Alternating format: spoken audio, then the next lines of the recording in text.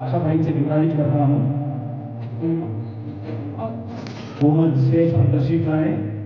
वैसे ही हमारे शेख जावेद साहिब से गुजारिश है कि वो गैस पर तशरीफ लाए। मैं ये आगाज करना चाहता हूँ जिसके आगाज के लिए दूसरी नशीद की शुरुआत के लिए तिलावत कलाम पाक के लिए मोहम्मद आयाम को दावत देता हूँ कि आए अपने तरफ से दूसरी नशीद का आगाज करें।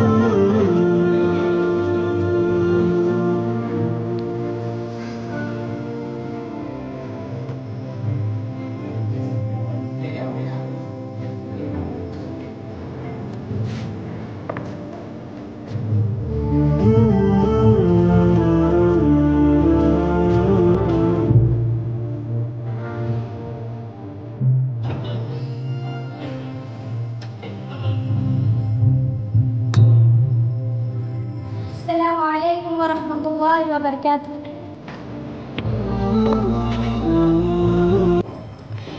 अऊज़ु बिल्लाहि मिनश शैतानिर रजीम। बिस्मिल्लाहिर रहमानिर रहीम। तज़ुन्नु अन युफ़अल बिहा फ़ाक़िरह कल्ला इज़ा बलगतित तराक़ी वक़ील मन राक़ वज़न्न अन्नहुल फ़िराक़ वल्तफ़्फ़तिस साक़ु बिस्साक़ इला रब्बिका यौमइज़िनिल मसाक़ फला सद्दक़ वला सल्ला वलाकिन कज़्ज़ब वतवल्ला सुम्म ज़हब इला अहलिही यतमत्ता औला लक फ़अौला सुम्म औला लक फ़अौला अयहसबुल इंसानु अन युत्रक सुदा अलम यकुन नुत्फ़तम मिन मनिय्यिन युम्ना सुम्म कान अलक़तन फ़ख़लक़ फ़सव्वा फजअल मिन्हु ज़ौजैनि الذكر والأنثى أليس ذلك بقادر على أن يحيي الموتى السلام عليكم ورحمة الله وبركاته. माशाअल्लाह बारकल्लाहु फीक अल्लाहुम्मा ज़िद फज़िद आमीन। इसके बाद तक़रीर का सिलसिला शुरू होगा। सबसे पहली तकरीर होगी। मैं दावत देता हूँ फ़ज़ीलतुल शेख मौलाना सैयद सफ़ीउर रहमान उमरी हफ़िज़हुल्लाह और इनका उन्वान है फ़िक्र आखिरत और इनकी तकरीर उर्दू ज़ुबान में होगी।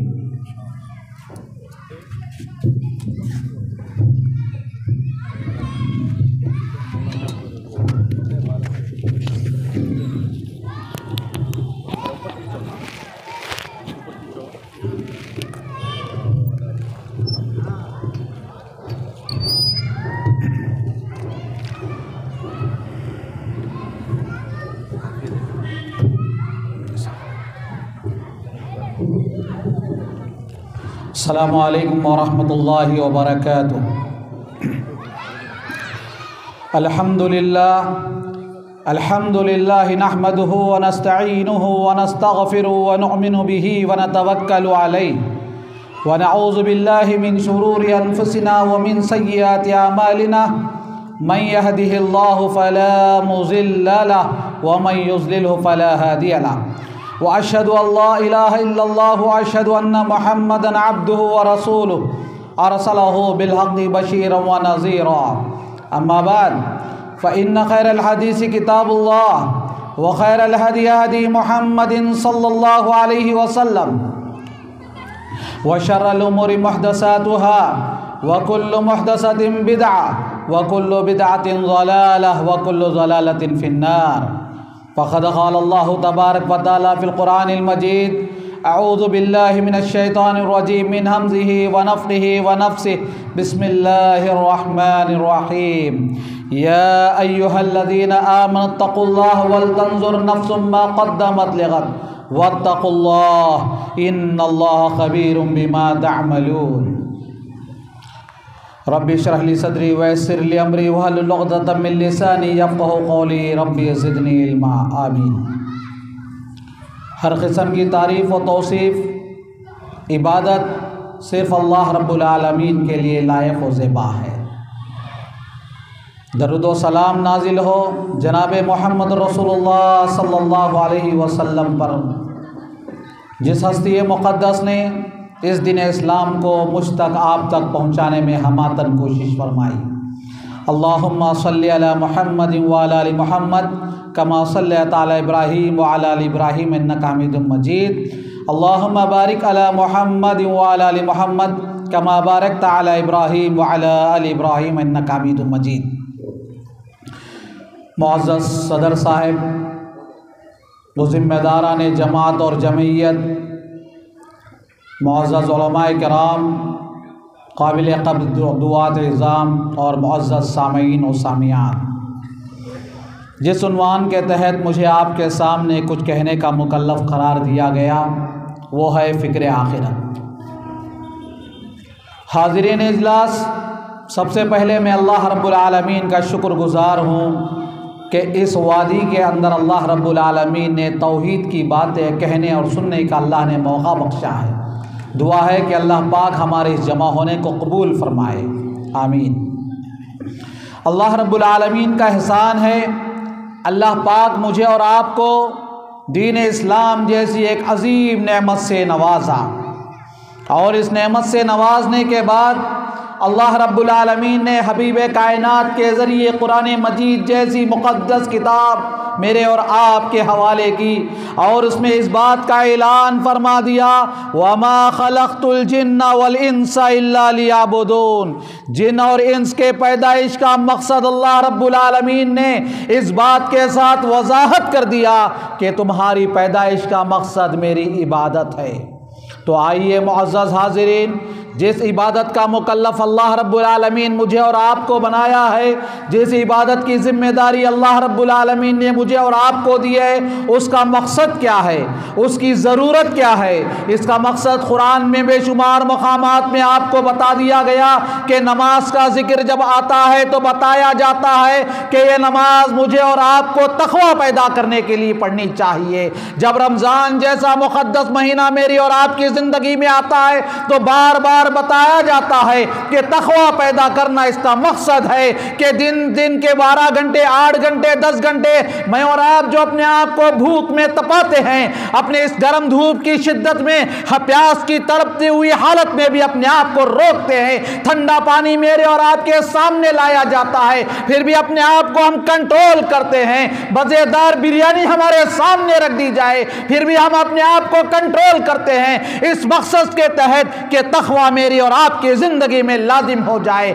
आइए, यही आयत जो मैंने आपके सामने खुतबे मसनूना के बाद पेश की, उसमें अल्लाह रब्बुल आलमीन इरशाद फरमाते हैं या अय्युहल्लज़ीना आमनुत्तक़ुल्लाह वल तंज़ुर नफ़्सुम मा क़द्दमत लिग़द। इसमें अल्लाह रब्बुल आलमीन तमाम अहले ईमान को मुखातब करते हुए फरमाया, ऐ ईमान वालो तुम अल्लाह से डरो।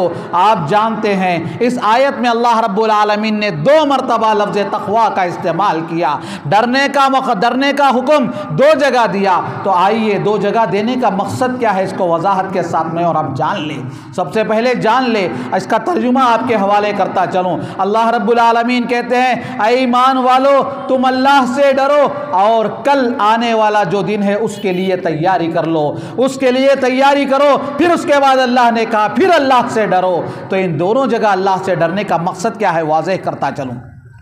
हाज़रीन, अल्लाह रब्बुल आलमीन ने पहली मर्तबा जो लफ्ज़ तक़वा का इस्तेमाल किया, खौफ खुदा के तारी होने का जो हुक्म दिया, उसमें अल्लाह रब्बुल आलमीन मुझे और आपको ये कहना चाहते हैं कि ऐ लोगों, अल्लाह से डरो। तो अल्लाह से डरने का मतलब क्या है? अल्लाह से डरने का हुक्म यहाँ पर क्यों दिया गया?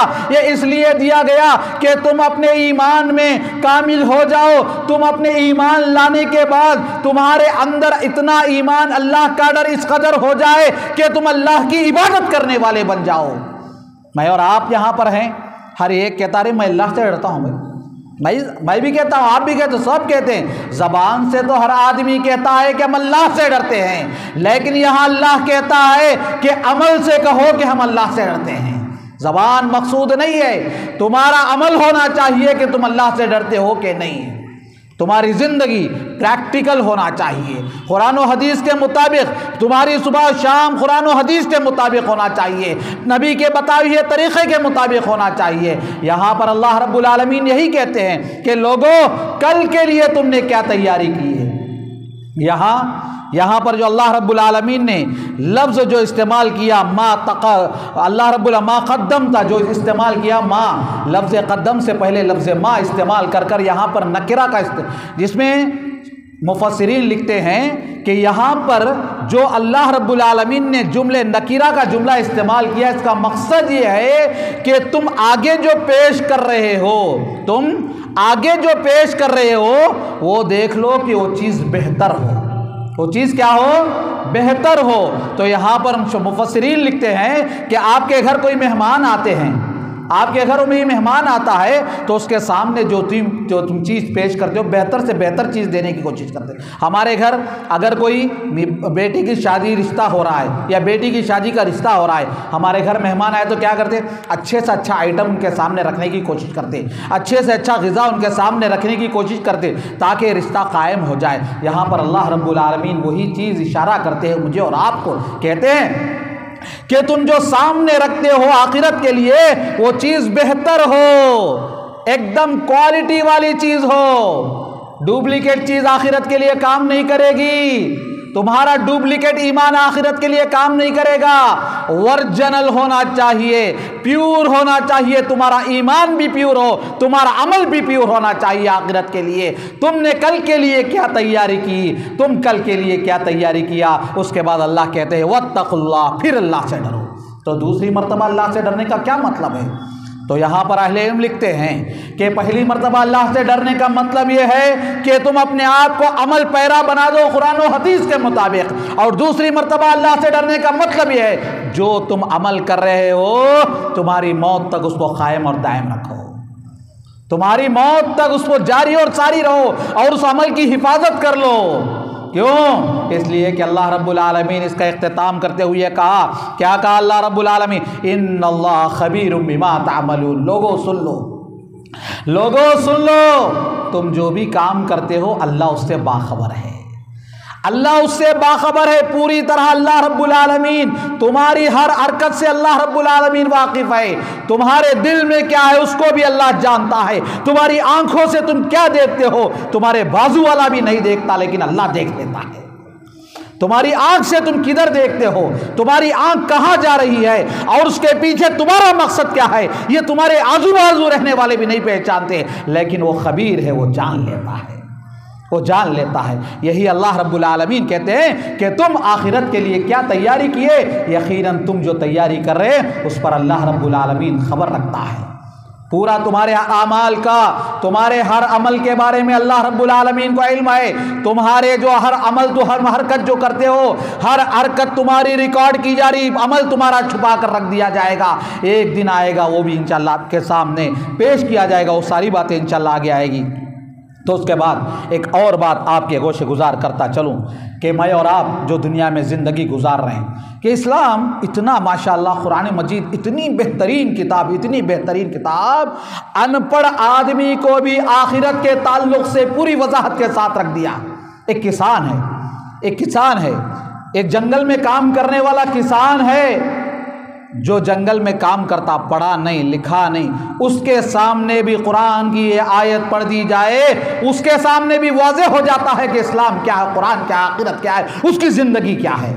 क्या है उसके मिसाल से अल्लाह रब्बुल आलमीन पेश करते हैं, कहते हैं कुल हुवल्लज़ी ज़रअकुम फिल अर्ज़ व इलैहि तुहशरून। किसान ज़मीन में बोता है, बीज डालता है, फसल होती है, फिर उसको काटता है, तो उसी की तरफ इशारा करते हुए अल्लाह रब्बुल आलमीन कहते हैं अल्लाह रब्बुल आलमीन वही है जिसने तुमको ज़मीन में बोया है, ज़मीन में तुम्हें पैदा किया है, ज़मीन में तुम्हें बोया है। यहाँ किसान से तशबीह देकर इस बात की वजाहत की जा रही है जैसे फसल ज़मीन में किसान बोता है, टाइम आने के बाद उसको काट देता है, काट कर वहाँ से निकाल कर एक जगह पर ले जाकर रख देता है। एक दिन आएगा तुम्हारी ज़िंदगी से तुम्हें काट दिया जाएगा, फिर हशर के मैदान में तुम्हें खड़ा किया जाएगा, वहाँ जाकर तुमको उसका जवाब देना है, उसका अल्लाह रब्बुल आलमीन के दरबार में हिसाब देना है। एक किसान को भी इस्लाम समझाया जाता है बड़े आसानी के साथ, उसको भी समझ में आ जाती है बात। तो ये है मेरा और आपका इस्लाम। मुझे अल्लाह रब्बुल आलमीन ने मुझे और आपको जो कुरान दिया, हर चीज़ वजाहत के साथ मेरे और आपके सामने रख दी गई है।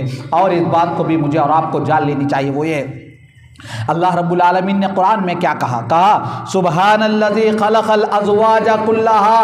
मैं और आप आखिरत के बारे में गफलत बरतते हैं ना, आखिरत क्या आएगी, क्या है, क्या नहीं देखा जाएगा। याद रखो अल्लाह का ऐलान है, वो बड़ी बाबरकत है वो ज़ात जिसने हर चीज़ को जोड़ा बनाया।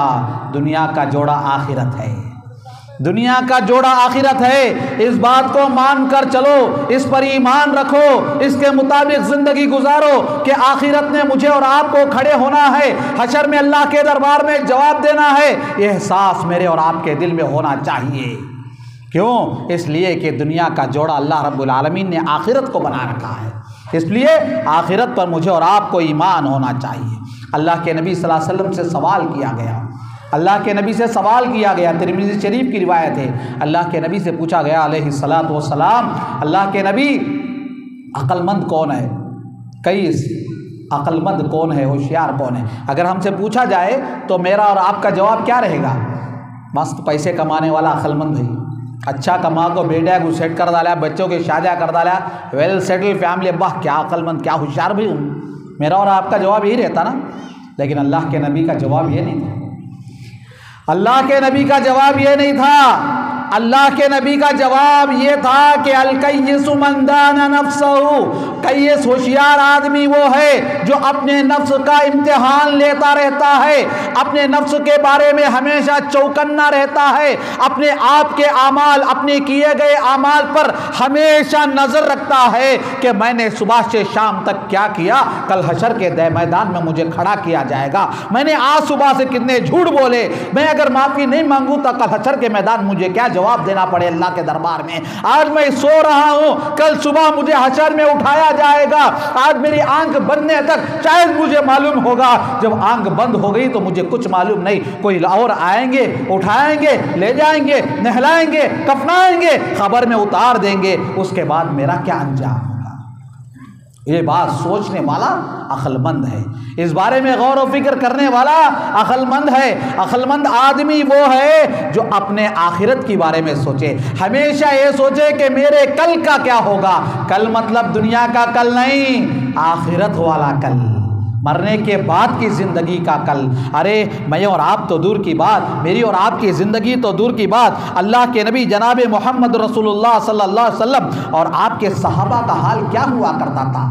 आखिरत के बारे में ज़रा भी गौर करते तो आप और आपके सहाबा चौकन्ना हो जाते थे। खुद नबी करीम सल्लल्लाहु अलैहि वसल्लम ज़ारो ख़ितार रोया करते थे जब आप सल्लल्लाहु अलैहि वसल्लम के सामने एक सहाबी कुरान की तिलावत करते जाते हैं और उस दिन हशर के मैदान का जिक्र आता है तो हज़रत सहाबी कहते हैं अल्लाह के नबी ने कहा रुक जा रुक जा। जैसे ही रोकता हो, मैं रोक कर अल्लाह के नबी पर नज़र डालता हूँ तो आपके आंसू ज़ारो ख़ितार जा रहे हैं। अल्लाह के नबी हशर के मैदान का जिक्र आता है तो अल्लाह के नबी रो पड़ते हैं। मेरे और आपके सामने भी हशर का मैदान का जिक्र आता है, मेरे और आपके सामने भी क़यामत के बारे में बयानात होते हैं, मेरे और आपके सामने भी जहन्नम का जिक्र आता है। बताओ कभी हमने रोया है?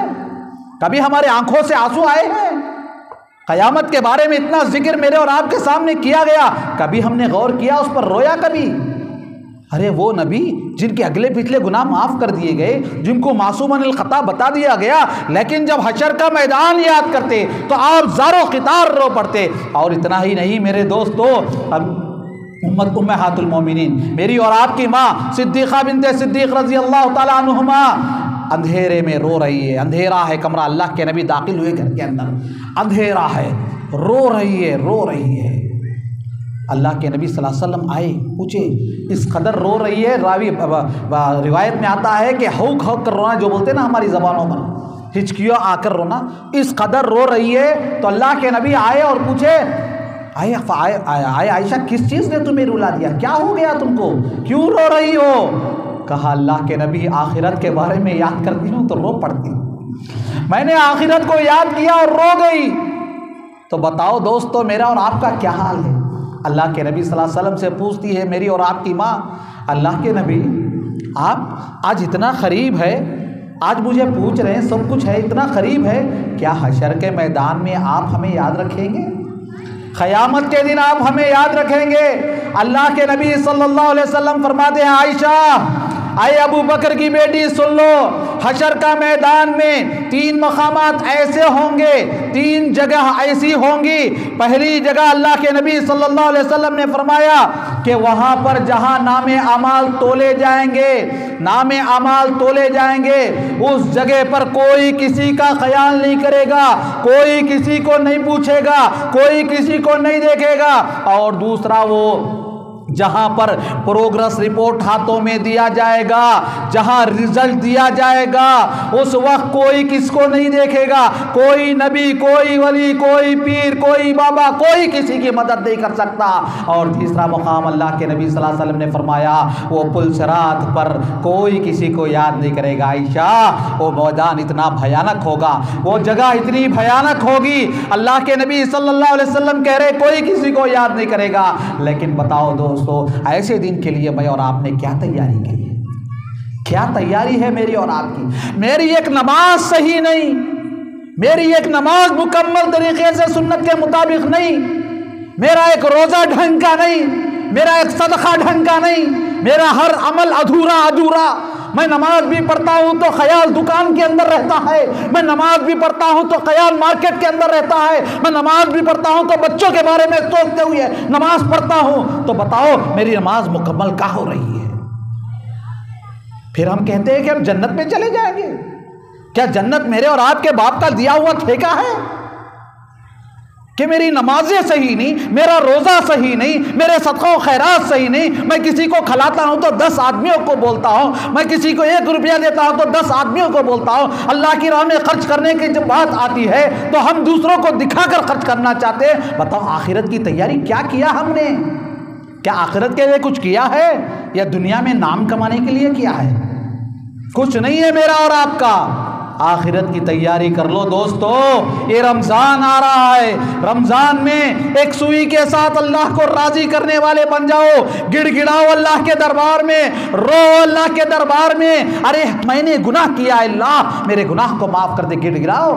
रमज़ान के मेरी और आपकी ज़िंदगी में, किसी की ज़िंदगी में 50 बार आया रमज़ान, किसी की ज़िंदगी में 20 बार आया रमज़ान, किसी की ज़िंदगी में 40 बार आया रमज़ान। हर आदमी अपने दिल पर हाथ रखकर सोचे कि मैंने कितने रमज़ान रो रो कर अल्लाह से दुआ किया अपनी आखिरत के लिए। सोचो, हर माँ, हर बहन, हर बाप, हर भाई, सोचो ज़रा कि क्या मैंने रमज़ान, गुज़श्ता रमज़ान जो गुजारा, क्या आखिरत के बारे में सोचा कभी? रोया कभी? अपनी आखिरत की फिक्र किया कभी? कितनी अफसोस की बात है दोस्तों। आखिरत की तैयारी बहुत अहम है दोस्तों, बहुत अहम है। अगर मैं और आप आखिरत की फिक्र नहीं करते, आखिरत की फिक्र करने वाले और आखिरत की फिक्र ना करने वालों का अंजाम भी आपको एक हदीस के रूह से आपके सामने पेश करता चलूँ। तिरमिज़ी शरीफ की हदीस है, हज़रत अनस बिन मालिक रज़ी अल्लाह ताला रावी हदीस है कि देखिए दोस्तों, मैं और आप आखिरत के बारे में अगर हम किसी को, अरे अल्लाह से डरो, चला ईमानदारी से व्यापार कर, मौलवी साहब क्या ईमानदारी से करे तो क्या भी बचता नहीं मौलवी साहब, सच बोल कर व्यापार करे तो क्या भी बचता नहीं मौलवी साहब। ये है कि नहीं मेरा और आपका ईमान ऐसा है? मेरा और आपका ईमान ओरिजिनल नहीं है, डुप्लीकेट है। इसलिए कि हम कहते हैं कि सच बोल कर करे तो व्यापार नहीं होता, कमाई नहीं होती, बरकत का मिल को नहीं आता, यानी कुछ जो फ़ायदा हमको होना है वो नहीं होता।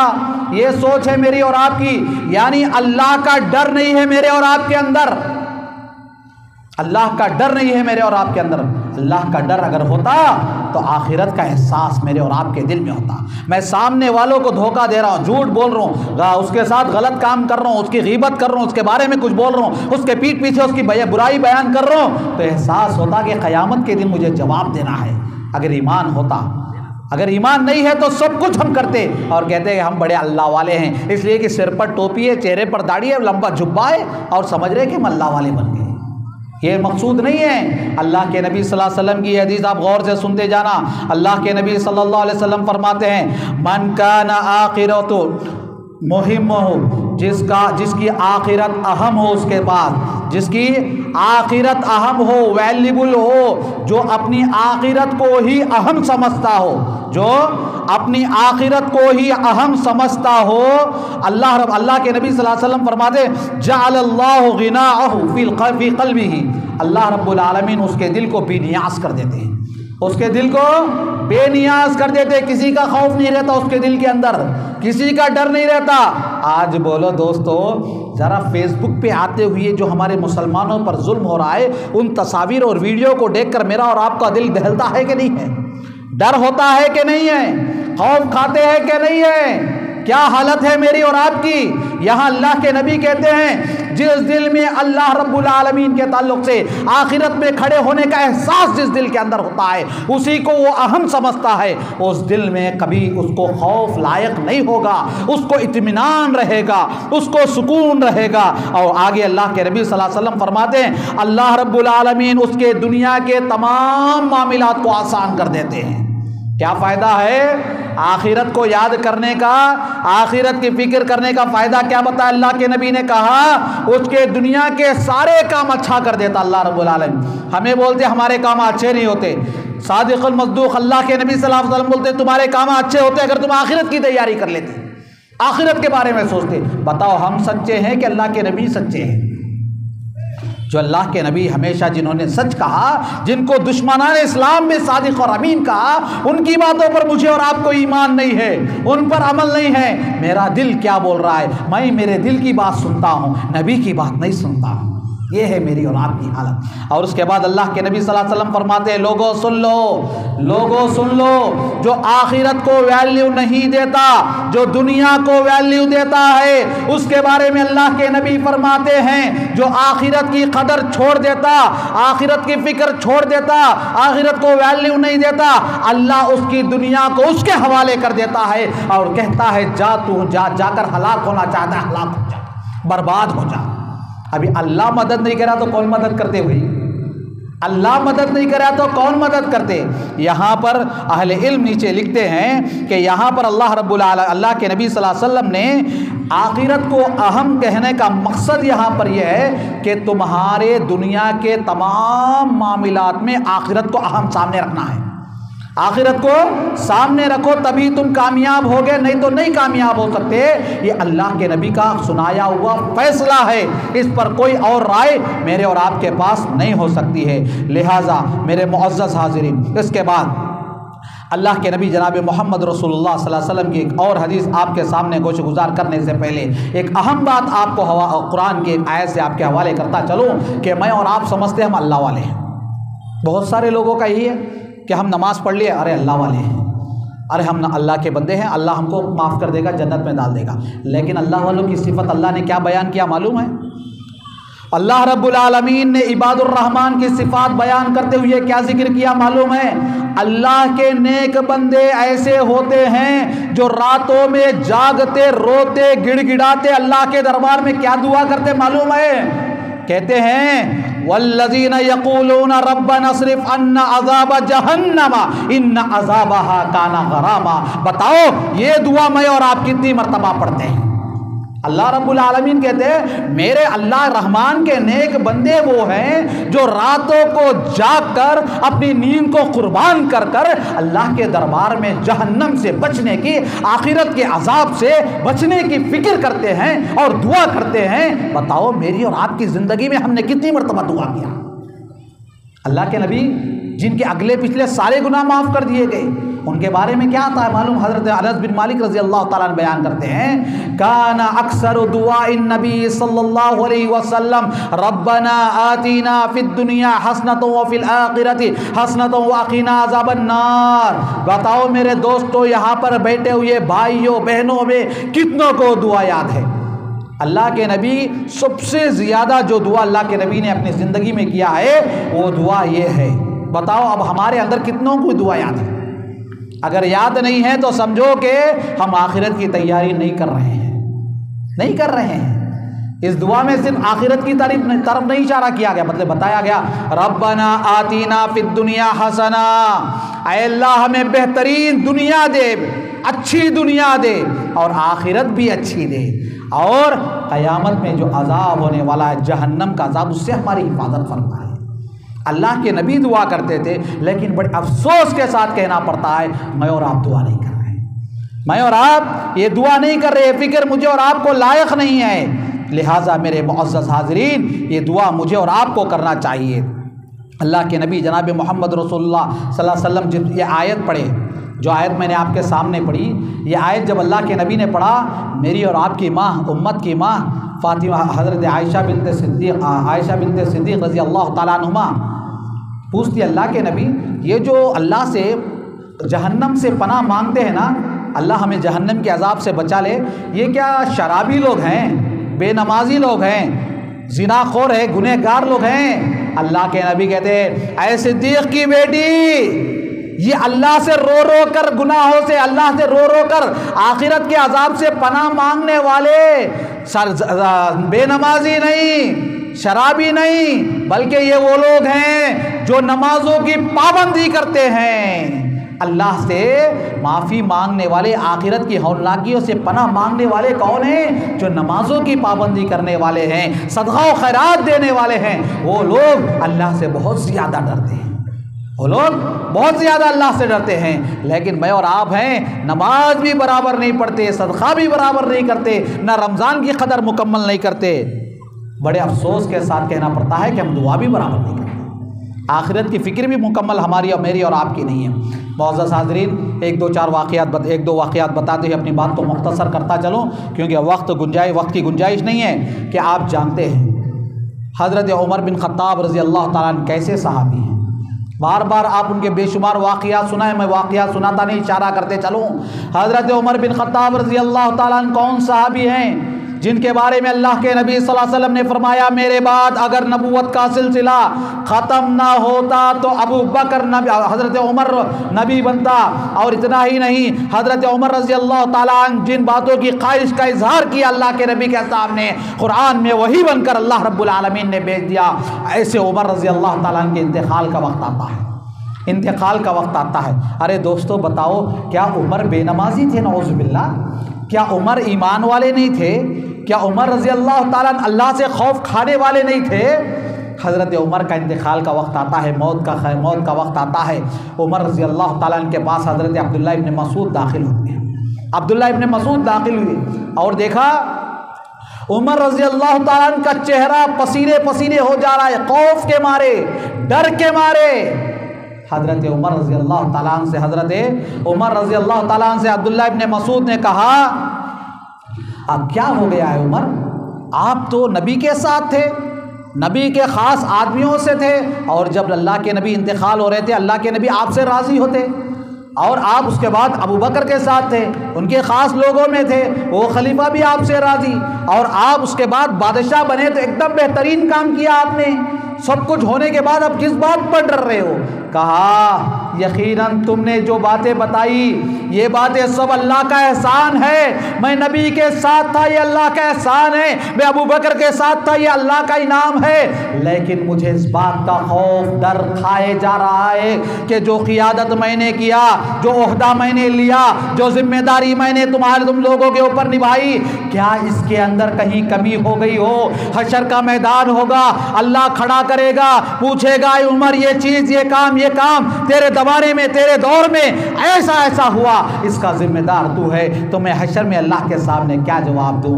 दोस्तों ऐसे सहाबा रज़ी अल्लाह अन्हुम व रज़ून हमेशा आखिरत के बारे में खौफज़दा होते थे, डरते थे, गिड़गिड़ाते थे, रोते थे।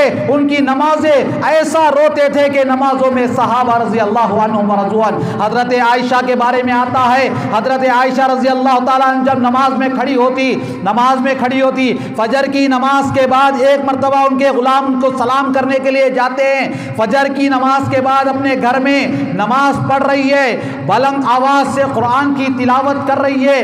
क़यामत के हौलनाकियों के बारे में जब एक आयत उनसे गुजरती है, जब उस आयत को पढ़ती है तो ज़ारो क़ितार रोती है, फिर वही आयत पढ़ती है। गुलाम कहते हैं मैं बैठा रहा और मैं बहुत देर के बाद समझा के मार्केट जाकर आऊँ। मैं मार्केट गया, मेरी शॉपिंग थी, कर लिया, फिर वापस आया। माँ आयशा वही आयत पढ़ती जाती है, रोती जाती है नमाज की हालत में खड़कर। बताओ दोस्तों, मेरे और आपके सामने रमज़ान में कुरान ख़त्म हो रहा है, मेरी और आपकी ज़िंदगी में एक बार भी आंसू नहीं आ रहे, फिर क्या फ़ायदा है ऐसे ईमान का, ऐसे रमज़ान का। आज मुझे और आपको चाहिए अपने ईमान को ताज़ा करें, अपने ईमान को सही ईमान बनाए, क्वालिटी वाला ईमान बनाए, डुप्लिकेट ईमान मकसूद नहीं है। लिहाजा आखिरत की फ़िक्र मेरे और आपके अंदर उसी वक्त पैदा हो सकती है कि हम अपने ईमान को मजबूत करें, आखिरत के दिन पर ईमान रखें, हशर के मैदान में अल्लाह के दरबार में खड़े होना है।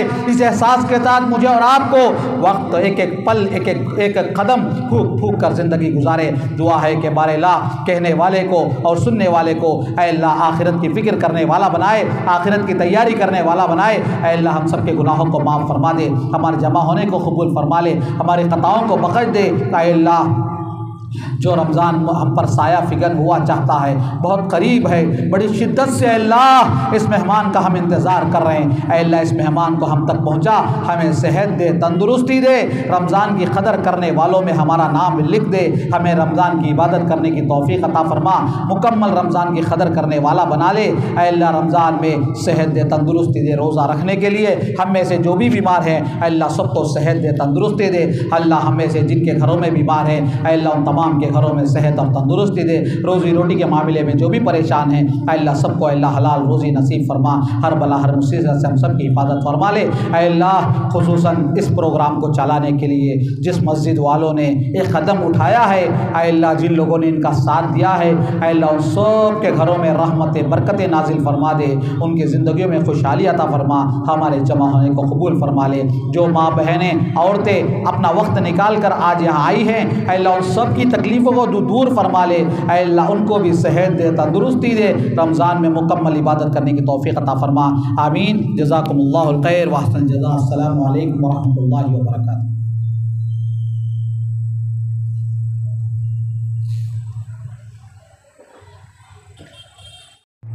इनके बाद के मुक़र्रिर को बुलाने से पहले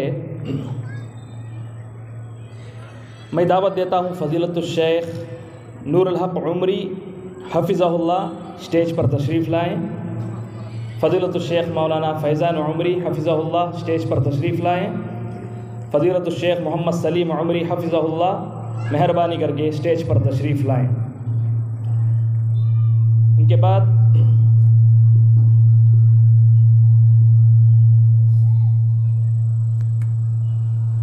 आली जनाब मोहम्मद रब्बानी साहिब हफ़िज़हुल्लाह तेलुगु दाई विशाखपट्टनम దైవ గ్రంథమైన कुरान मरियो ఏకదైవారాధన कुरान और तौहीद के ताल्लुक़ से तेलुगु ज़ुबान में तकरीर करेंगे।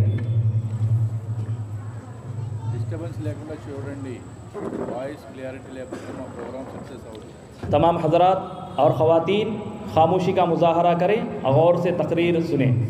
ख़वातीन से मुअद्दबाना गुजारिश है कि वह अपने बच्चों को संभालें और उन्हें खामोश बिठाएं।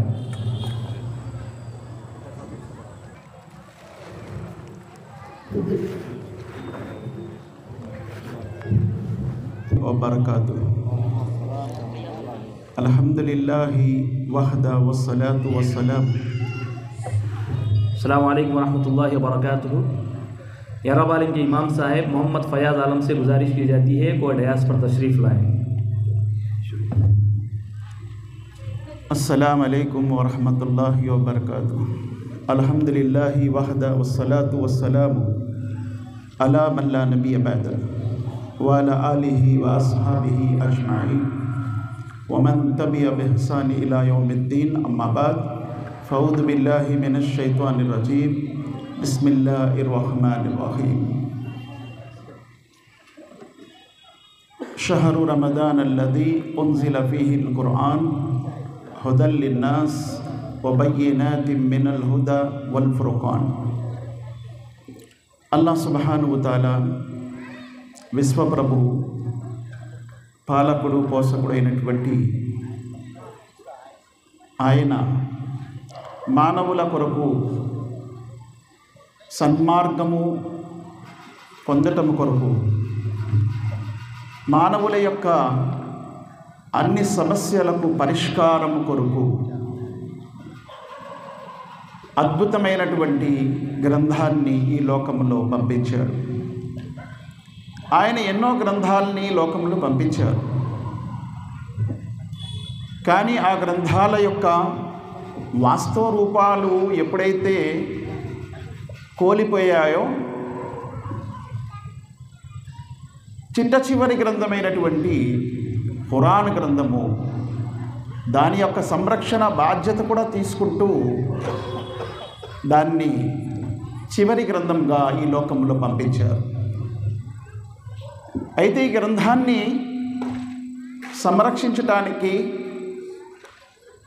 ఈ గ్రంథాన్ని తీసుకొచ్చినటువంటి ప్రవక్త ముహమ్మద్ సల్లల్లాహు అలైహి వసల్లం వారి తర్వాత ఇంకే ప్రవక్తని కూడా ఆయన పంపించదలచలేదు. ప్రవక్తలు కూడా రాలేదండి. ఇంకా చూడండి, 1400 సంవత్సరాలంటే మామూలు విషయం. ఏ ప్రవక్త కూడా రాలేదు. కాకపోతే ధర్మాన్ని మరలా పునర్పరిశీలన చేయడానికి, దాన్ని మరలా సంస్కరించడానికి అల్లాహ్ సుబ్హానహు వ తఆలా ముహద్దస్లను పంపించాడు. ముహద్దస్ ప్రతి 100 సంవత్సరాల్లో ఒక ముహద్దస్ని అల్లాహ్ సుబ్హానహు వ తఆలా పంపించాడు. ఈ గ్రంథము ఖురాన్ని ఆయన ఏ నెలలోనైతే అవతరింపజేశారో ఆ నెల యొక్క ఘనత సమస్త నెలల కంటే అద్భుతమైన నెలగా పెంచారు. అందుకే ఈ నెలలో, అంటే రంజాన్ నెలలో, రాబోతున్న నెలలో, షాబాన్ నెల గడుస్తుంది. రంజాన్ నెలలో మనం చూస్తాం భూలోకంలో ఉన్నటువంటి మొత్తం యావత్ ముస్లింలందరూ కూడా పగలు ఉపవాసం పాటిస్తారు. పగలంతా ఆకలితోనే ఉంటారు. రాత్రులు ప్రార్థన చేస్తారు. మస్జిదులన్నీ కూడా కిటకిటలాడుతూ ఉంటాయి. దీని ద్వారా తెలుస్తుంది రంజాన్ యొక్క నెల ఎంత ఘనమైనదో. ఎందుకంటే ఈ నెలలో ఈ గ్రంథం ఖురాన్ అవతరించింది. అందుకే ఈ నెల యొక్క ఘనతను అల్లాహ్ పెంచారు. ఒక 2 వ్యక్తులు ప్రవక్త ముహమ్మద్ సల్లల్లాహు అలైహి వసల్లం వారి అనుచరులే. వారిద్దరూ కూడా ఒకసారి ఇస్లాం స్వీకరించారు, చనిపోయారు. 1 సంవత్సరం తేడాలు. ఆ 2 వ్యక్తుల గురించి మరొక వ్యక్తి, మరొక సహాబీ కలలో చూస్తున్నారు. ఆ 2 వ్యక్తులు స్వర్గంలో వెళ్ళారు. అయితే ఇదేంటి కళ ఇలా కనిపించి నాకు అని ప్రవక్త ముహమ్మద్ సల్లల్లాహు అలైహి వసల్లం అడిగారు. అయ్యా ఏంటి? షహీద్ కంటే ఒక రంజాను దొరకటము చాలా ఘనమైనదని తెలుస్తుంది. అందుకే ఈ రంజాన్ని వినియోగించుకోవటం ఒక గొప్ప విషయం. ఈ రంజాన్ని ఎవరైతే దుర్వినియోగం చేసుకుంటారో, వినియోగించుకోరో, వారిపై అల్లాహ్ యొక్క శాపం కలుగును గాక అని దైవదూతలకు నాయకుడైనటువంటి జిబ్రీల్ శపిస్తే ప్రవక్తలకు నాయకుడైనటువంటి ప్రవక్త ముహమ్మద్ సల్లల్లాహు అలైహి వసల్లం ఆమీన్ అన్నారు, తథాస్తు అన్నారు. కాబట్టి రంజాన్ నెల ఎంత ఘనమైనది. ఆ నెలలో అల్లాహ్ ఖురాన్ అవతరింపజేసినందుకు ఆ నెల యొక్క ఘనతను అల్లాహ్ పెంచాడు. అందుకే ప్రవక్త ముహమ్మద్ సల్లల్లాహు అలైహి వసల్లం అన్నారు, ఎవరైనా ఆ నెలలో తెలిసుండి ఒక్క రోజా ఒక్క ఉపవాసము మానేస్తే జీవితాంతరం ఉపవాసాలు పెట్టినా ఆ ఒక్క ఉపవాసంతో సరి సమానం కాదన్నారు. అల్లాహు అక్బర్. మరియు ఆ నెల యొక్క ఘనత ఏమిటి? ఆ నెలలో ప్రతిరోజు అనేక మందిని నరక విముక్తిని చేస్తూ ఉంటాడన్నారు ప్రవక్త ముహమ్మద్ సల్లల్లాహు అలైహి వసల్లం. ఎందుకు? ఆ నెలలో ఖురాన్ అవతరించింది కాబట్టి. అసలు విషయం ఏంటి? ఖురాన్కు ఉన్నది ఘనత. అది ప్రైమ్ మినిస్టర్ గారు విజయవాడ వస్తున్నారు అంటే విజయవాడకి ఢిల్లీలాగా అలంకరిస్తారు. వాస్తవానికి విజయవాడ ఢిల్లీ కాదు, వచ్చే వ్యక్తి గొప్పవాడు కాబట్టి ఆ విజయవాడని ఢిల్లీలా తయారు చేస్తారు. అలాగే నెలకు ఘనత ఏమీ లేదు. ఆ నెలలో ఖురాన్ వచ్చింది కాబట్టి ఆ నెలకు ఘనత ఇచ్చాడు అల్లాహ్ సుబ్హానహు వ తఆలా. మరి ఆ నెల రాగానే ఏమవుతుంది? శైతాన్లను కట్టేస్తాడన్నారు. అల్లాహు అక్బర్. సుల్సిలత్ షయాతీన్ అంటే ఆ నెల యొక్క ఘనత అంత గొప్పది. ఆ నెల రాగానే స్వర్గపు ద్వారాలు తెరవబడతాయి, నరకపు ద్వారాలు కట్టివేయబడతాయి. ఆ నెల యొక్క ఘనత చూడండి ఎంత గొప్పదో. స్వర్గపు ద్వారాలు తెరవబడతాయి, నరకపు ద్వారాలు కట్టివేయబడతాయి. ఆ నెల యొక్క అద్భుతం ఏమిటి? ఆ నెలలో ఒక్క రాత్రి ఉంది. ఖురాన్ ఆ నెలలో దిగింది, కానీ ఆ నెలలో ఆ రాత్రి దిగినందుకు ఆ ఒక్క రాత్రిని 1000 నెలల కంటే ఘనమైనది అన్నాడు అల్లాహ్ సుబ్హానహు వ తఆలా. లైలతుల్ ఖద్రి ఖైరుమ్ మిన్ అల్ఫి షహర్. 83 సంవత్సరాలు భక్తి చేస్తే ఎంతో ఆ ఒక్క రాత్రి యొక్క భక్తి ఎంత గొప్పది. ఎందుకని? ఆ రాత్రి ఖురాన్ గ్రంథం అవతరించింది. ఇన్నా అన్జల్నాహు ఫీ లైలతిల్ ఖద్ర్. నిస్సందేహముగా మేము ఈ గ్రంథాన్ని ఘనమైన రాత్రి అవతరింపజేశాము. ఈ ఖురాన్ గ్రంథము ఏ పట్టణంలోనైతే అవతరించబడిందో ప్రారంభంలో ఆ పట్టణం యొక్క ఘనత ఏమన్నాడు? ఉమ్ముల్ ఖురా, పట్టణాలకే తల్లి. మరియు ఆ పట్టణంలో ఒక్క పూట నమాజ్ చదివితే 1,00,000 పూటల నమాజ్ చదివే పుణ్యం అన్నాడు. ఇంకెక్కడైనా ఉందండి భూలోకంలో? లేదు. ఖురాను దిగినటువంటి ఆ పట్టణం ప్రారంభంలో ఖురాన్ యొక్క అవతరణ అక్కడే ప్రారంభమైంది. మరి ఈ గ్రంథం ఖురాన్ ఏ వ్యక్తిపైనైతే అవతరించిందో ఆయన గతములో ముహమ్మద్ బిన్ అబ్దుల్లా అని పిలువబడేవారు. ఖురాన్ అవతరించిన తర్వాత ఆయన ముహమ్మదుర్ రసూలుల్లా అయిపోయారు. ప్రవక్తలకే నాయకుడైపోయారు ఆయన. అసలు విషయం ఏంటంటే ఆ గ్రంథానికి అంత ఘనత ఉందండి. అందుకే ఆయన అంటున్నారు, లో అంజల్నా హాజల్ ఖురాన్ అలా జబలిన్ లరఐతహు ఖాషియం ముతసద్దియం మిన్ ఖష్యతిల్లాహ్. ఒకవేళ ఈ గ్రంథము ఖురాన్ నేను గనక పర్వతాలపై దింపితే నువ్వు చూస్తావు, పర్వతాలు భయముతో అణిగిపోతాయి, గుండ అయిపోతాయి. అంటే పర్వతాలు కూడా భయపడిపోతాయి ఈ గ్రంథం దిగితే ఒకవేళ. ఎందుకు? అంత బరువైన గ్రంథం అండి ఇది. అందుకే అల్లాహ్ సుబ్హానహు వ తఆలా అన్నారు, ఇన్నా సనుల్కి అలైక ఖౌలన్ థకీలా. నిస్సందేహముగా ఓ ప్రవక్త ముహమ్మద్ సల్లల్లాహు అలైహి వసల్లం మీపై నేను బరువైన ఒక మాటను దింపుతాను. బరువైన మాట ఇది. బరువైన మాట. ఎంత బరువైన మాట? భూమి ఎంత భారాన్ని మోస్తుంది, ఆకాశము ఎంత భారాన్ని మోస్తుంది, పర్వతాలు ఎంత భారాన్ని మోస్తాయి. కానీ భూమి, ఆకాశము, పర్వతాలు భయపడిపోయి దీన్ని మోయలేమని చెప్పేశాయి. అంత బరువైనవి. ఇన్నా అరద్నల్ అమానతి అల సమావాతి వల్ అర్ది వల్ జిబాలి ఫఅబైన యహ్మిల్నహా వఅష్ఫక్న మిన్హా వహమలహల్ ఇన్సాన్. మేము పర్వతాలపై, భూమిపై, ఆకాశముపై ఈ గ్రంథాన్ని దించాలనుకున్నాము, కానీ అవన్నీ కూడా మోయలేము బాబోయ్ అన్నాయి. మేము మోయలేము అని భయపడ్డాయవి. అంత బరువైన మాట అల్లా ఒక మానవునిపై, ప్రవక్త ముహమ్మద్ సల్లల్లాహు అలైహి వసల్లం వారి హృదయ పలకలపై దింపారు. అందుకే ఆ వ్యక్తి యొక్క బరువు ఎంత,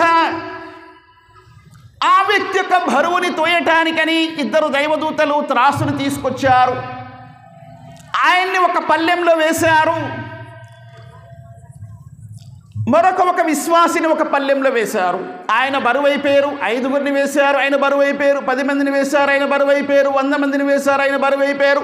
1000 మందిని వేశారు, ఆయనే బరువైపోయారు. ఆయన అంటున్నారు, నా యొక్క పల్లెము కిందకు వచ్చేసింది, 1000 మంది యొక్క పల్లెం పైకి లెగిసింది. నేను చూస్తున్నాను, వారు నాపై పడతారేమో అనుకున్నాను. ఆ పల్లెం నిండిపోయింది. దైవదూత అన్నాడు తూకం వేస్తున్నటువంటి దూతతో, అయ్యా, భూలోకంలో ఉన్న మానవులందరినీ వేసేసిన ఈయనే బరువుగా ఉంటాడు. ఎందుకు? ఈయనపై దిగిన గ్రంథం బరువైనది. ఆయన కంటే బరువు ఇంకెవరూ లేరు. కానీ మనము ఫలానా వ్యక్తి గొప్పవాడు, ఫలానా వ్యక్తి గొప్పవాడు, గొప్ప వాళ్ళందరికంటే గొప్పవాడు ఈయన ముహమ్మద్ సల్లల్లాహు అలైహి వసల్లం. ఎందుకు? ఈయనపై ఈ గ్రంథము దిగింది. అల్లాహ్ యొక్క ఈ గ్రంథము దిగక ముందు భూలోకములో చీకటే చీకటి ఉండేది, ఎక్కడా కూడా వెలుగు అనేది లేదు. అటువంటి చీకటి, ఎటువంటి వెలుగైన గ్రంథం అంటే ఇది. భూలోకమంతా కూడా వెలుగు ప్రకాశించబడింది. అటువంటి గ్రంథం. సూర్యుడు పగలే ఉంటాడండి, రాత్రి ఉండడు. పగలు ఉన్నప్పుడు వెలుతురు ఉంటుంది, రాత్రి చీకటి అయిపోతుంది. కానీ ఈ గ్రంథం అటువంటిది కాదు. రేయింబవళ్ళు కూడా వెలుగుంటుంది ఈ గ్రంథము ద్వారా. అటువంటి అద్భుతమైన గ్రంథము అల్లాహ్ సుబ్హానహు వ తఆలా అందుకే అంటున్నారు, ఖురాన్ గ్రంథాన్ని నూరం ముబీనా, స్పష్టమైనటువంటి వెలుగు ఈ గ్రంథము. కితాబున్ అన్జల్నాహు ఇలైక లితుఖ్రిజన్ నాస మినజ్ జులుమాతి ఇలన్ నూర్. ఓ ప్రవక్త ముహమ్మద్ సల్లల్లాహు అలైహి వసల్లం, మీపై ఈ గ్రంథం మేము అవతరింపజేశాము మానవులందరినీ చీకట్ల నుండి వెలికి తీసి వెలుగు వైపు తీసుకురావటానికి. ఈ గ్రంథము రాకముందు భూలోకంలో వెలుగు లేనే లేదు, చీకటి క్రమ్ముకుంది. జులుమాత్, చీకట్లు. ఇది వచ్చిన తర్వాత ఆ చీకట్ల నుండి వెలుగు వైపుకి ప్రజల్ని తీసుకొచ్చింది. భూలోకంలో ఎవరికి దైవం ఎవరంటే తెలియదు. ప్రతిదాన్ని దైవం అనుకున్నారు. అసలు దైవం ఎవరు తెలియజేయడానికి ఈ గ్రంథం వచ్చింది. హాదా బలాగుల్ లిన్నాస్ వలియున్జిరు బిహి వలియఅలము అన్నమ హువ ఇలాహున్ వాహిద్. ఈ గ్రంథము సమస్త మానవాళికి ఒక సందేశం. మానవులందరినీ హెచ్చరించడానికి ఈ గ్రంథం వచ్చింది. కాషన్, హెచ్చరిక. దేని నుండి? నరకాగ్ని నుండి, భూలోకములో దైవ విపత్తుల నుండి హెచ్చరించడానికి గ్రంథం వచ్చింది. వలియఅలము అన్నమ హువ ఇలాహున్ వాహిద్. మానవులందరికీ ఆరాధ్యదేవుడు ఒక్కడే అనే విషయం తెలుసుకోవటానికే ఈ గ్రంథం పంపబడింది. ఒకవేళ ఈ గ్రంథం రాకపోతే ప్రజలు ఆ చీకటిలోనే ఉంటారు. అల్హమ్దులిల్లాహ్ ఈ గ్రంథం వచ్చిన తర్వాతే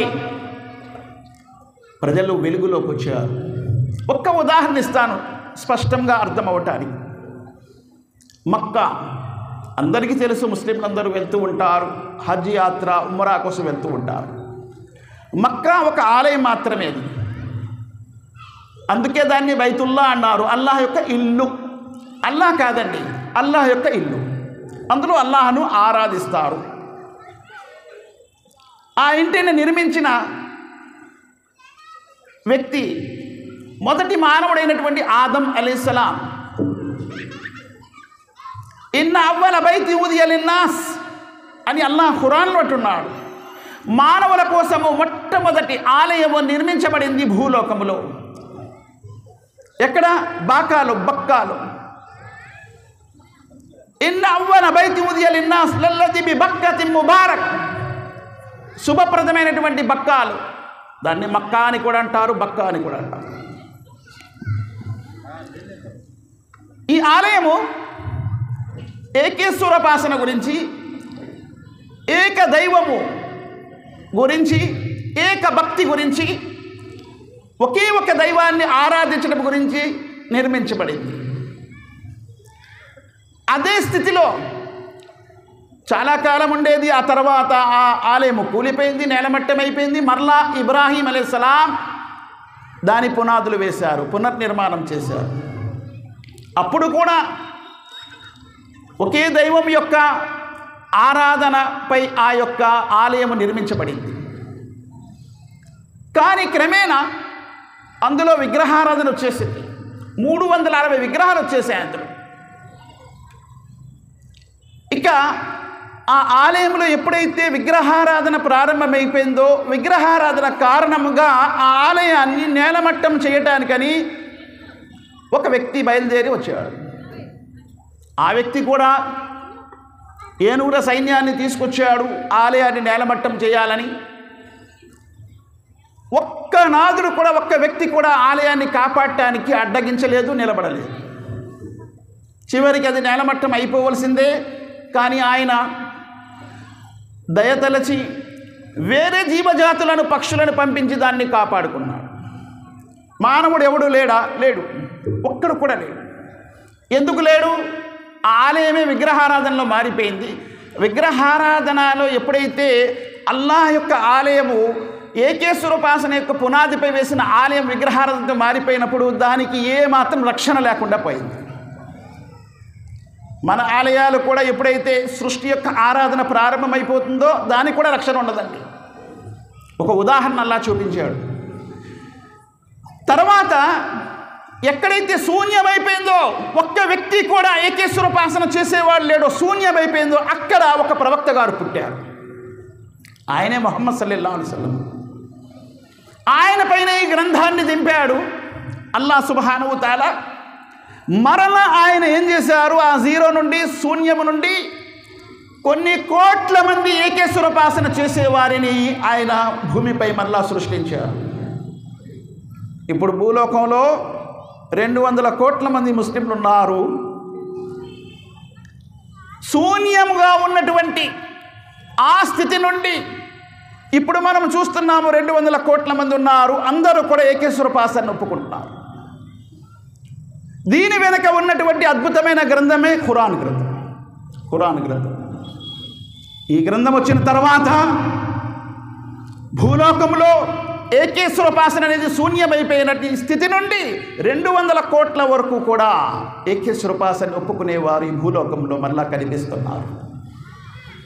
కాబట్టి ఎప్పుడెప్పుడైతే ఈ గ్రంథాన్ని విస్మరిస్తూ ఉంటారో అప్పుడప్పుడు ఏకేశ్వరోపాసన అనేది సమాప్తమైపోతూ ఉంటుంది. ఈ గ్రంథాన్ని ఎప్పుడైతే పారాయణం చేస్తూ ఉంటారో, ఈ గ్రంథాన్ని ఉపయోగిస్తూ ఉంటారో, ఏకేశ్వరోపాసన అనేది స్థాపితమవుతూ ఉంటుంది. అందుకే ఖయామత్ నాడు, తీర్పు దినం నాడు ఈ గ్రంథము అల్లాహ్ సమక్షంలో సాక్ష్యం కూడా ఇస్తుంది. ప్రవక్త ముహమ్మద్ సల్లల్లాహు అలైహి వసల్లం వారి గురించి అల్లాహ్ సుబ్హానహు తఆలా ఖురాన్లో అంటున్నారు. రేపు తీర్పు దినం నాడు ప్రవక్త ముహమ్మద్ సల్లల్లాహు అలైహి వసల్లం అల్లాహ్ సమక్షంలో నిలబడి అంటారు, వఖాల రసూలు యా రబ్బీ ఇన్నా ఖౌమి ఇత్తఖదు హాదల్ ఖురాన మహజూరా. ఓ నా ప్రభు, ఈ నా జాతి వారు నీ గ్రంథాన్ని విస్మరించారు, విడిచిపెట్టేశారు అని. ఎవరైతే తమ గ్రంథాన్ని, ఖురాన్ గ్రంథాన్ని విస్మరిస్తున్నారో, విడిచిపెట్టేస్తున్నారో వారందరి గురించి ప్రళయం నాడు ప్రవక్త ముహమ్మద్ సల్లల్లాహు అలైహి వసల్లం వారు తన ప్రభువు ముందు కంప్లైంట్ చేస్తారు, వీరు నీ గ్రంథాన్ని విడిచిపెట్టేశారు. ఇప్పుడు ఏం చేశారండి చాలామంది? అల్లాహ్ యొక్క ఈ అద్భుతమైన గ్రంథాన్ని,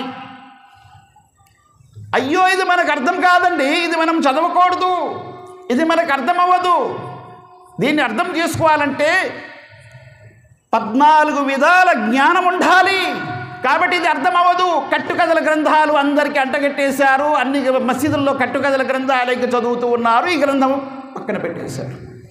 వీరి గురించి, ఇటువంటి వారి గురించి తీర్పు దినం నాడు ప్రవక్త ముహమ్మద్ సల్లల్లాహు అలైహి వసల్లం అంటారు, వఖాల రసూలు యా రబ్బీ ఇన్నా ఖౌమి ఇత్తఖదు హాదల్ ఖురాన మహజూరా. ఓ నా ప్రభు, ఈ నా జాతి వారు నీ గ్రంథాన్ని విడిచిపెట్టేశారు.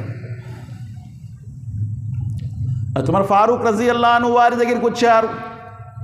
ఉమర్ ఖలీఫతుల్ ముస్లిమీన్, ఖలీఫతుల్ మోమినీన్, అమీరుల్ మోమినీన్, అయ్యా తమరు ఖురాన్ గ్రంథాన్ని ఒక గ్రంథ రూపం చేశారు, అలాగే హదీస్ని కూడా ఒక గ్రంథ రూపం చేస్తే బాగుండు అన్నారు. ఉమర్ ఫారూక్ రజియల్లాహు అన్హు వారు ఒక నెల ఇస్తిఖారా చేశారు. ఆ తర్వాత అన్నారు, ఇప్పటి వరకు ప్రజల దృష్టి పూర్తిగా ఖురాన్ వైపు మరలలేదు. ఇటువంటి సున్నితమైన స్థితిలో నేను హదీస్ని జమ చేయడం ప్రారంభిస్తే ప్రజల దృష్టి ఖురాన్ నుండి తప్పిపోతుందని భయపడుతున్నాను అన్నారు. అంత విలువిచ్చారు ఖురాన్ని. కానీ కట్టుకథలను తీసుకొచ్చి ఖురాన్ని పడగొట్టడానికి ప్రయత్నించే సమాజం ఉన్నారు ఈరోజు ముస్లింలలో. కాబట్టి అల్లాహ్ యొక్క గ్రంథము అద్భుతమైన గ్రంథము. ప్రతి సంవత్సరము రంజాన్లో అల్హమ్దులిల్లాహ్ ఈ గ్రంథము మరలా మమ్మల్ని రీఫ్రెష్ చేస్తూ ఉంటుంది. ఎంత అద్భుతమైన గ్రంథం అండి. ఈ గ్రంథానికి పెట్టిన పేరేంటి? అల్ ఖురాన్. ఖురాన్ అంటే ఏంటి? ముమ్మారు పారాయణం చేసేది, ఎల్లప్పుడూ పారాయణం జరిగేది, నిత్యము పారాయణం జరిగేది, విధి తప్పకుండా నిరంతరము పారాయణము జరిగేది. ఈ క్షణము ఇప్పుడు ఎంత టైం అవుతుంది? 7:44 అవుతుంది ఇక్కడ మన భారతదేశంలో. ఈ టైము, ఈ సమయం కూడా ఎక్కడో ఒక దగ్గర ఈ ఖురాన్ గ్రంథం పారాయణం అవుతూ ఉంటుంది. ఎక్కడో ఒక దగ్గర ఫజర్ నమాజ్ అవుతూ ఉంటుంది, లేదా మగరిబ్ అవుతూ ఉంటుంది, ఇషా అవుతూ ఉంటుంది. అందులో ఇమాం గారు ఈ గ్రంథ పారాయణం చేస్తూ ఉంటారు. ఎలాగైతే భూమి తిరగటం ఆగదో, సూర్యుని నడవటం ఆగదో, సూర్యోదయం సూర్యాస్తం ఆగదో, అలాగే ఖురాన్ గ్రంథం యొక్క పారాయణం కూడా ఆగదు. అటువంటి అద్భుతమైన గ్రంథం ఈ గ్రంథం. పెట్టిన పేరుకు తగ్గ గ్రంథము, పెట్టిన పేరుకు తగ్గ గ్రంథము. ఏమాత్రం దీని పారాయణం ఎప్పుడు కూడా ఆగకుండా నిరంతరము సాగుతూనే ఉంటుంది. అల్ ఖురాన్. దీనికి మరొక పేరు పెట్టారు, ఫుర్ఖాన్. ఫుర్ఖాన్, తబారకల్లదీ నజ్జలల్ ఫుర్ఖాన అలా అబ్దిహి లియకూన లిల్ ఆలమీన నజీరా. అనంత శుభములు గలవాడు ఆ అల్లాహ్ తన దాసునిపై గీటురాయిని అవతరింపజేశాడు. ఫుర్ఖాన్. భూలోకంలో ఒకే ఒక గీటురాయి ఉంది, ఫుర్ఖాన్ ఉంది, అది ఖురాన్ గ్రంథం. ఖురాన్ గ్రంథం. ఎన్ని గ్రంథాలు, దైవ గ్రంథాలు, ధార్మిక గ్రంథాలు భూలోకంలో ఉన్నాయో అందులో ఉన్నటువంటి సత్య అసత్యాల్ని వేరుపరిచే అద్భుతమైన గ్రంథము ఫుర్ఖాన్ గ్రంథము, ఖురాన్ గ్రంథం. అందుకే దీనికి ఫుర్ఖాన్ అని అల్లాహ్ సుబ్హానహు వ తఆలా అన్నాడు. మరియు గ్రంథం ఖురాన్కి అల్లాహ్ సుబ్హానహు వ తఆలా హకీం అన్నాడు. యాసీన్ వల్ ఖురానుల్ హకీం. వివేకముతో కూడి ఉన్నటువంటి గ్రంథం యొక్క సాక్షిగా అంటున్నాడు అల్లాహ్ సుబ్హానహు వ తఆలా. అవివేకులను వివేకులుగా మార్చినటువంటి గ్రంథమే ఖురాన్ గ్రంథం. అవివేకులను వివేకులుగా మార్చినటువంటి గ్రంథమే ఖురాన్ గ్రంథం. సంస్కరణ అనేది తెలియనటువంటి అరబ్బులకు చక్కటి వివేకమైనటువంటి జీవితాన్ని నేర్పించినటువంటి గ్రంథమే ఖురాన్ గ్రంథం. వారు స్వయంగా కుటుంబముతో సహా కూర్చొని మద్యము తాగేవారు, వ్యభిచరించేవారు, పుట్టిన పిల్లలను సజీవంగా పాతిపెట్టేసేవారు, అనాథులను దోచుకునేవారు, అనేకమైన అరాచకాల్లో ఉన్నటువంటి ఆ జాతిని వివేకులుగా తీర్చిదిద్దింది. ఎందుకు? ఈ గ్రంథానికే ఆ పేరు పెట్టారల్లా, వల్ ఖురానిల్ హకీం. వివేకులుగా మార్చినటువంటి గ్రంథం ఇది. కాబట్టి ఈరోజు కూడా మనము దీన్ని గట్టిగా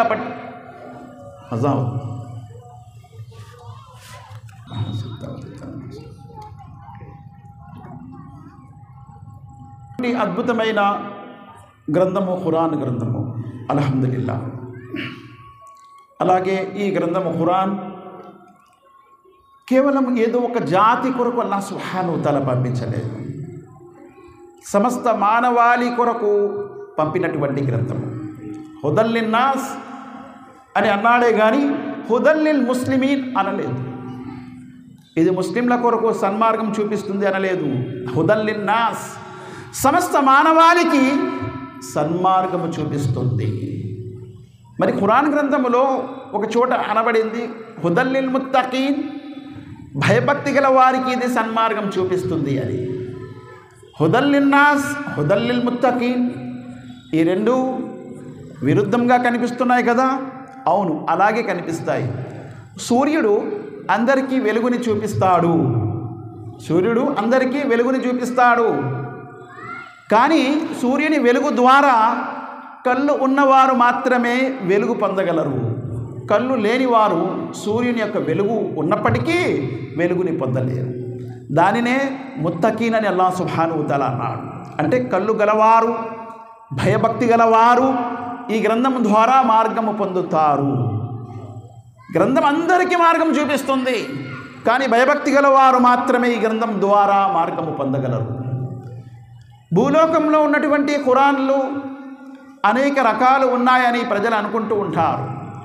ఒకసారి నాకు ఒక క్రైస్తవ సహోదరుడు అన్నారు, ఏమండి బైబిల్లో అనేక రకాలు ఉన్నాయని మీ వాళ్ళు చెప్తూ ఉంటారు, ఖురాన్లో కూడా 2 రకాలు ఉన్నాయి, నేను చూపిస్తాను రండి నాతో అని నన్ను తీసుకెళ్ళారు. వైజాగ్లోనే ఇప్పుడు కూడా ఆ లైబ్రరీ ఉంది. గురుద్వారా దగ్గర క్రైస్తవుల యొక్క ఒక పెద్ద లైబ్రరీ ఉంది. ఆ లైబ్రరీకి తీసుకెళ్ళారట. తీసుకెళ్ళి 2 ఖురాన్లు పెట్టి అన్నారు, చూడండి ఖురాన్లు 2 రకాల ఖురాన్లు, ఇదొక ఖురాను ఇదొక ఖురాను అన్నారు. మీరు చదివే ఖురాన్లో సూరే తౌబాలో ఎన్ని ఆయతులు ఉంటాయో నాకు చెప్పండి అన్నాడు. సూరే తౌబా ఎన్నో సూర అండి? 9వ సూర. ఎన్ని ఆయతులు ఉంటాయండి సూరే తౌబాలో? ఎన్ని ఆయతులండి? మేము చదువుతున్నటువంటి ఖురాన్లో సూరే తౌబాలో ఎన్ని ఉంటాయి? 129 అండి. చెప్పాను నేను 129 ఉంటాయండి అన్నాను. సరే కరెక్ట్ చెప్పారు, అయితే ఇది మీ ఖురాను, 129 ఉన్నాయి. ఇదిగోటండి ఈ ఖురాను, ఇందులో 127 ఉన్నాయి చూసుకోండి అన్నాడు. ఈ ఖురాన్ ఎవరిదండి? చూస్తే ఈ ఖురాన్పై రషద్ ఖలీఫా పేరు రాసిందండి. ఎవరండి రషద్ ఖలీఫా? ఈజిప్ట్లో పుట్టాడండి, అమెరికాలో సెటిల్ అయ్యాడు. 19పై ఖురాన్ని 19తో ముడిపెట్టి చాలా పని చేశాడండి. అందరూ కూడా చాలా మెచ్చుకున్నారు. కానీ పప్పులో కాలేశాడు. ఏమన్నాడంటే ఖురాన్లో ఉన్న అన్ని సూరాలు నా 19 లెక్కలకు సరిపోయింది గణిత శాస్త్రానికి, కానీ ఒక్క సూరా తప్ప, ఆ సూరే తౌబా, అందులో 128 ఉంటే నా గణిత శాస్త్రానికి అది ముడిపడట్లేదు, కాబట్టి 2 తీసి 127 ఆయతులు అయితే కరెక్ట్గా సూట్ అవుతుంది. ఖురాన్ని జమ చేసేటప్పుడు కూడా ఈ 2 ఆయతులు దొరకలేదు. జైద్ బిన్ సాబిత్ రజియల్లాహు అన్హు వారు జమా చేసేటప్పుడు 2 ఆయతులు దొరకలేదు. ఒకే ఒక సహాబీ దగ్గర దొరికింది, ఖుజైమా బిన్ సాబిత్, ఆయన దగ్గర దొరికింది, ఇంకెవరి దగ్గర దొరకలేదు. కాబట్టి 2 ఆయతులు నేను తీశారని చెప్పి ఆయన ఫుట్ నోట్లో కింద రాశాడు. అయితే ఆయన రాసినటువంటి గ్రంథంలో అరబిక్లో 129 ఉన్నాయి, కానీ ఇంగ్లీష్లో 127 ఉన్నాయి.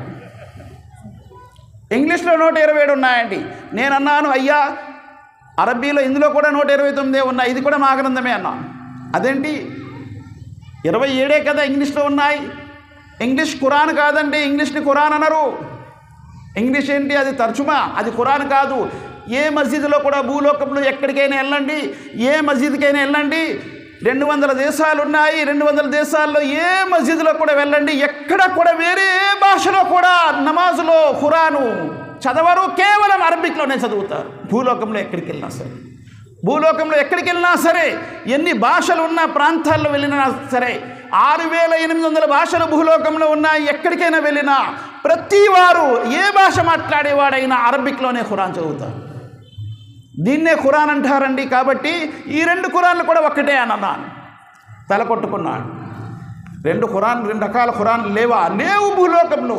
ఎందుకంటే దీని సంరక్షణ బాధ్యత అల్లాహ్ తీసుకున్నాడు. ఇన్నా నహ్ను నజ్జల్నా జిక్ర వ ఇన్నా లహు లహాఫిజూన్. నిస్సందేహంగా మేమే ఈ గ్రంథాన్ని అవతరింపజేశాము, దీని సంరక్షణ బాధ్యత కూడా మాదే. ఆ ఆయతులు అన్నీ కూడా చూపించడం ప్రారంభించారు. తర్వాత అన్నాడు, అవునండి ఇప్పుడు నాకు తెలిసింది ఖురాన్ గ్రంథము ఒక్కటే, 2 రకాల ఖురాన్లు లేవని చెప్పి నేను కూడా ఇప్పుడు చెప్పగలను అని అన్నాను. కాబట్టి మ్యూనిచ్ యూనివర్సిటీ అనే ఒక యూనివర్సిటీ ఉందండి, ఇప్పుడు కూడా ఉంది, జర్మనీలో ఉంది. జర్మన్లో ద గ్రేట్ జర్మన్లో మ్యూనిచ్ యూనివర్సిటీ ఉంది. సెకండ్ వరల్డ్ వార్లో దానిపై బాంబు పడి మొత్తం కూలిపోయింది. మరలా దాన్ని నిర్మించారు మ్యూనిచ్ యూనివర్సిటీ. ఆ యూనివర్సిటీ వారు ఖురాన్ గ్రంథంలో ఎన్ని రకాలు ఉన్నాయని పరిశీలించాలని చెప్పి భూలోకంలో సుమారుగా 50,000 ప్రతులు సేకరించారు. 50,000 ప్రతులు, సుమారుగా 40 సంవత్సరాలు సుదీర్ఘమైన కాలము అన్వేషణ చేశారు. మ్యూనిచ్ యూనివర్సిటీ వాళ్ళు అన్నారు, 40 సంవత్సరాలు అన్వేషణ చేసిన తర్వాత 2 రకాల ఖురాన్లు మాకు భూలోకంలో దొరకలేదు అన్నారు. ఆ యూనివర్సిటీ వాళ్ళు ముస్లింలు కాదండి, ముస్లిమేతరులు. అలాగే సర్ విలియం మ్యూర్ గొప్ప కవండి. ఈయన ఇస్లాం యొక్క విరుద్ధంలో ఎన్నో కవిత్వాలు చెప్పాడు, కవిత్వాలు రాశాడు. ఆయన స్వయంగా ఖురాన్ని అన్వేషించి అన్నాడు, భూలోకంలో యథాతథముగా మిగిలి ఉన్న ధార్మిక గ్రంథం ఏదైనా ఉంది అని అనగలిగితే అది ఖురాన్ ఒక్కటే అని అన్నాడు. అటువంటి అద్భుతమైన గ్రంథము. కానీ ముస్లింలు దీనికి కేవలం ముద్దాటానికి, తలపై పెట్టుకోవడానికి, గుడ్డలు చుట్టుకొని పైన పెట్టుకోవడానికి, తాయెత్తులు కట్టుకోవడానికి, ఊద్బత్తీలు వెలిగించుకోవడానికి, ఏమండి కింద మీద ఇలా దించడానికి దానికే వాడుతున్నారు. కానీ సాంబ్రాణి పొగకు వాడుతున్నారే కానీ దీన్ని అసలు ఏ రకంగా ఉపయోగించాలో దాన్ని అలా ఉపయోగించడం లేదు. ఏ రకంగా ఉపయోగించాలో అలా ఉపయోగిస్తే రోమన్ సామ్రాజ్యం లాంటి సామ్రాజ్యం పతనమైపోయింది, పారసిక సామ్రాజ్యం లాంటి సామ్రాజ్యం పతనమైపోయింది. ఎలాగైతే అమెరికా, యూరప్, అమెరికా మరియు బ్రిటన్ సామ్రాజ్యాలు ఇప్పుడు మనకు కనిపిస్తున్నాయో, చైనా లాంటి సామ్రాజ్యాలు, ఆ కాలంలో రోమన్ సామ్రాజ్యం, పారసిక సామ్రాజ్యాలు గొప్ప సామ్రాజ్యాలుగా భూలోకం అంతటిని ఆవరించి ఉండేవారు. అటువంటి గొప్ప సామ్రాజ్యాలు పతనమైపోయి కూలిపోయాయి. ఈ గ్రంథాన్ని వినియోగించే విధంగా వినియోగిస్తే, ఈ గ్రంథాన్ని ఎప్పుడైతే విస్మరించారో 1000 సంవత్సరాలు పరిపాలించినటువంటి భారతదేశ రాజులు కూడా పతనమైపోయారు గ్రంథాన్ని విస్మరించడం కారణంగా. కాబట్టి ఈ కొన్ని విషయాల ద్వారా నేను ముగిస్తాను. నా సమయం కూడా అయిపోయింది, నాకు ఇచ్చినటువంటి సమయం. అల్లాహ్ సుబ్హానహు వ తఆలాతో దుఆ చేస్తున్నాను, అల్లాహ్ అద్భుతమైనటువంటి ఈ గ్రంథము నువ్వు భూలోకంలో దింపావు. ప్రజలను చీకట్ల నుండి వెలుగు తీసి వెలుగు వైపు తీసుకురావడానికి మరలా చీకట్లు ఆవరించాయి. అల్లాహ్ భూలోకంలో చీకట్ల నుండి వెలుగు తీసి వెలుగు వైపు తీసుకొచ్చే శక్తి సామర్థ్యాలు ఇప్పుడు కూడా ఈ గ్రంథంలో ఉన్నది. కావున ఈ గ్రంథాన్ని ఎవరైతే గుర్తించారో, గుర్తించే వారందరూ కూడా ఈ గ్రంథాన్ని వినియోగించి ఆ చీకట్లను తొలగించి వెలుగును తీసుకొచ్చే సౌభాగ్యాన్ని ప్రసాదించు. అల్లాహ్ ربنا آتنا في الدنيا حسنة وفي الآخرة حسنة وقنا عذاب النار ربنا تقبل منا إنك أنت السميع العليم وتب علينا إنك أنت التواب الرحيم سبحان ربك رب العزة عما يصفون وسلام على المرسلين والحمد لله رب العالمين برحمتك يا أرحم الراحمين. السلام عليكم ورحمة الله. खैर व अहसन अल-जज़ा। अल्लाह रब्बुल आलमीन से दुआ है कि अल्लाह तबारक व तआला शेख मोहतरम की सेहत व आफ़ियत से नवाजे और तादम हयात अल्लाह रब्बुल आलमीन अपने हिफ्ज़ व अमान में रखे, आमीन। इनके बाद मैं दावत देता हूँ फ़ज़ीलतुश शेख मौलाना अब्दुल मअबूद जामई हफ़िज़हुल्लाह। इनकी तकरीर उर्दू ज़ुबान में होगी और इनका उन्वान होगा माह मुबारक रमज़ान करीम। वरहमतुल्लाहि वबरकातुहू। नहमदुहु व नसल्ली अला रसूलिहिल करीम, अम्मा बअद। अऊज़ु बिल्लाहि मिनश शैतानिर रजीम। बिस्मिल्लाहिर रहमानिर रहीम। शहरु रमज़ानल्लज़ी उन्ज़िल फ़ीहिल क़ुरआन हुदल लिन्नासि व बय्यिनातिन मिनल हुदा वल फ़ुरक़ान। वक़ाल नबी सल्लल्लाहु अलैहि वसल्लम फ़िल हदीस मन साम रमज़ान ईमानन व इहतिसाबन गुफ़िर लहू मा तक़द्दम मिन ज़ंबि। तमाम किस्म की तारीफ़ हम्द व सना अल्लाह वहदहु ला शरीक के लिए लायक और ज़ेबा है। अल्लाह पूरी कायनात का खालिक है, मालिक है। दरूद व सलाम हो तमाम अंबिया इकराम पर, खुसूसन आखिरी नबी जनाब मुहम्मदुर रसूलुल्लाह सल्लल्लाहु अलैहि वसल्लम पर, उनके अस्हाब पर और उनके आल पर सल्लल्लाहु अलैहि वसल्लम। ख़वातीन इस्लाम और अज़ीज़ साथियों, आपके सामने मुख्तसर से वक्त में रमज़ानुल मुबारक के ताल्लुक़ से 4 बातें पेश करूँगा मैं। बकिया बातें आपके सामने आ चुकी हैं।